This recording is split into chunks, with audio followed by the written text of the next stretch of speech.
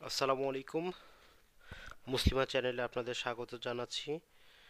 আজকে একটি রাসূল সাল্লাল্লাহু আলাইহি ওয়াসাল্লামের হারিয়ে যাওয়া সুন্নাহ নিয়ে কথা বলতে চাচ্ছি। সরাসরি সিরাত থেকেই কথা বলছি। সোমবারের ফজরের সালাহ ছিল রাসূল সাল্লাল্লাহু আলাইহি ওয়াসাল্লামের শেষ সালাহ। আয়েশা রাদিয়াল্লাহু তাআলা আনহার ভাই আব্দুর রহমান রাদিয়াল্লাহু তাআলা আনহু তাদের ঘরে এলেন। তার হাতে একটা মেসওয়াক ছিল। রাসূল সাল্লাল্লাহু আলাইহি ওয়াসাল্লাম সেই মেসওয়াকের দিকে তাকিয়ে রইলেন। মুখে কিছু বলাও তখন কষ্টকর রাসূল সাল্লাল্লাহু আলাইহি ওয়াসাল্লামের জন্য। আয়েশা রাদিয়াল্লাহু তাআলা আনহা তার এই চাহনি দেখেই বুঝতে পারলেন রাসূল সাল্লাল্লাহু আলাইহি ওয়াসাল্লাম মিসওয়াকটি ব্যবহার করতে চাইছিলেন। তিনি জিজ্ঞাসা করলেন, আপনি কি এটা চান? রাসূল সাল্লাল্লাহু আলাইহি ওয়াসাল্লাম ইঙ্গিতে বললেন, হ্যাঁ চাই।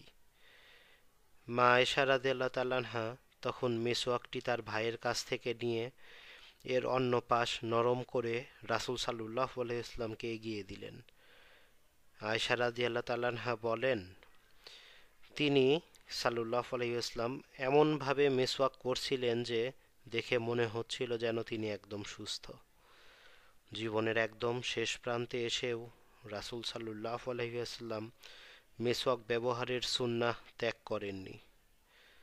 রাসূল সাল্লাল্লাহু আলাইহি ওয়াসাল্লামের কষ্ট যন্ত্রণা বাড়তে থাকে। তার কষ্ট দেখে ফাতিমা বলে উঠলেন, বাবার কতই না কষ্ট হচ্ছে।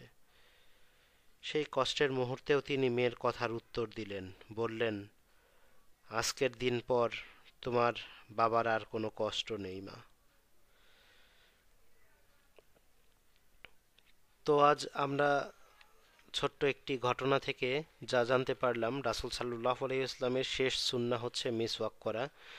তো আমরা সবাই ৫ ওয়াক্ত সালাতের আগে মিসওয়াক করার অভ্যাস গড়ে তুলব ইনশাআল্লাহ। এটি হয়তো আমাদের জান্নাতে যাওয়ার জন্য একটি উল্লেখযোগ্য আমল হিসাবে কিয়ামতের দিন আমরা পাব। তো আজ এ পর্যন্তই। ভালো থাকবেন সবাই। আসসালামু আলাইকুম ওয়া রাহমাতুল্লাহি ওয়া বারাকাতুহু।